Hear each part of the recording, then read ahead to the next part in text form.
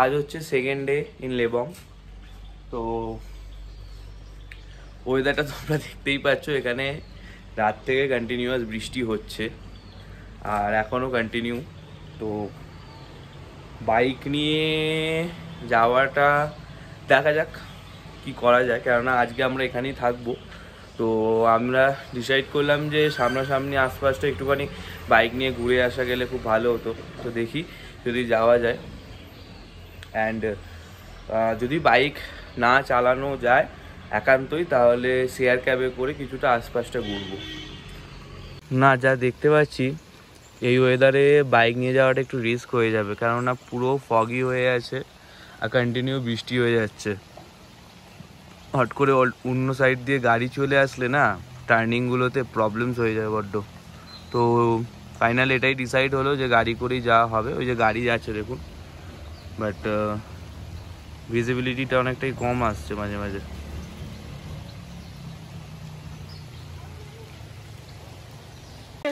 বৃষ্টিতে বেরিয়ে পড়েছি আমাদের হোমস্টে থেকে। ওয়েদারটা জাস্ট দেখো, খালি ফগি, বৃষ্টি পড়ছে, সেরা লাগছে। আমরা এখান থেকে ফার্স্টেই ওপরটাতে যাব, আর্মি হসপিটাল ওখানটা। ওই জায়গাটা কি ছিল? আর্মি ক্যাম্পের ওখানটাতে। আচ্ছা, আর্মি ক্যাম্প ছিল অ্যাকচুয়ালি, সরি। আর্মি ক্যাম্পের ওখানে যাব। ওখান থেকে একটা শেয়ার ক্যাব নিয়ে যাব হচ্ছে মেন মার্কেটের ওখানটা। ওখান থেকে একটা শেয়ার ক্যাব ধরবো। শেয়ার ক্যাব ধরে যাব হচ্ছে জোরথাং বাজার। তো পুরো রাস্তাটা দেখাবো। আমি জানি না অ্যাকচুয়ালি কতটা দেখাতে পারবো, কারণ ফোনে সেরকম চার্জ নেই। আর কালকে এখানে এত ঝড় বৃষ্টি হয়েছে, রাস্তা দেখে আশা করি তোমরা বুঝতে পারছো যে কারেন্টই ছিল না সারা রাত। তো কোনো ডিভাইসে চার্জ দেওয়া হয়নি। যেটুখানি চার্জ আছে চেষ্টা করো পুরোটা ক্যাপচার করার। জাস্ট ওয়েদারটা সামনে দেখো, আস্তে আস্তে কিরম ফগি হচ্ছে আরো।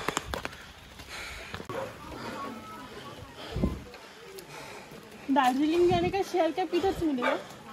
इधर का थोड़ा लेट होगा, थोड़ा आगे चला जाइए। পাহাড়েও ঝড় হয়, শুধু তোমরা দেখো একবার রাস্তাটার অবস্থা। কাল যখন আমরা সন্ধ্যাবেলা বেরিয়েছিলাম রাস্তাটা পুরো পরিষ্কার ছিল, আর এখন জাস্ট একবার অবস্থাটা দেখো। আর ওয়েদারটার অবস্থা দেখো, মানে কাল আমরা বাড়ি ফিরে আসতে পারিনি, বৃষ্টি শুরু হয়ে গেছিলো, সাথে সেই রকমের হাওয়া। আর রাত্রে প্রচণ্ড ঝড় হয়েছে, আর এখনও প্রচুর হাওয়া চলছে।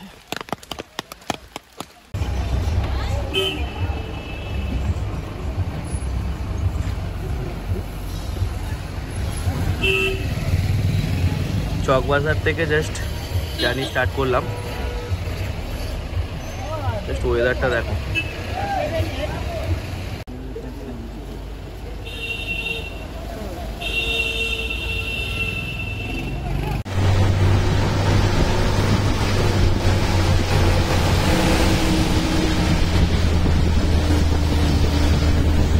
বলবি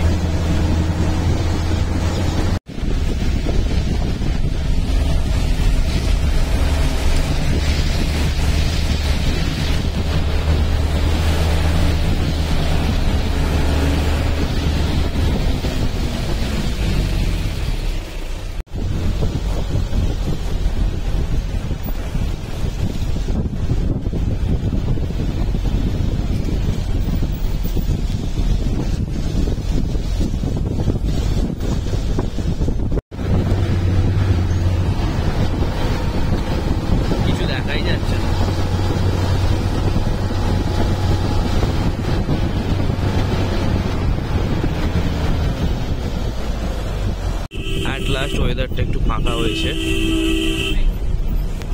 অ্যাট লাস্ট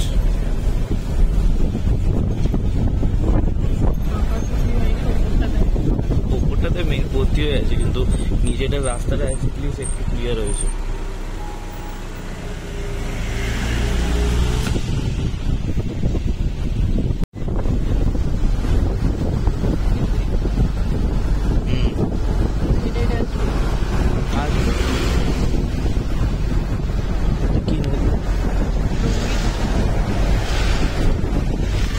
জোরথাং নেমে গেছি।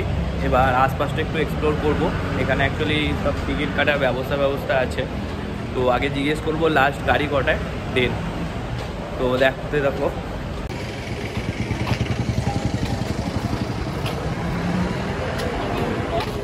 এইখানটা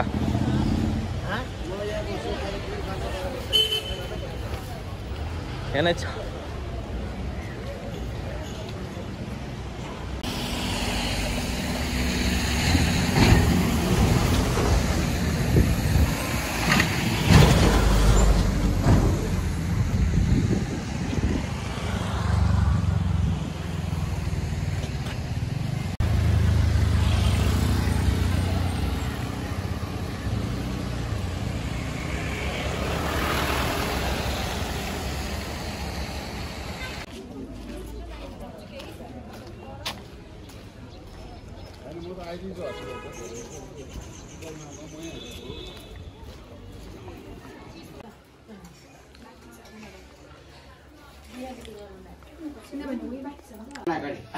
बुढीको पैसा 3 महिना भएछ, पैसा दियो, नानी चाहिँ कसरी पढाउने त्यो पुलिस।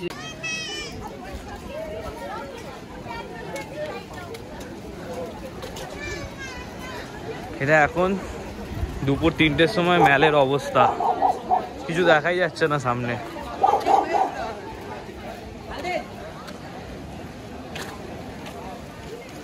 পুরো ফগি হয়ে গেছে চারদিকটা।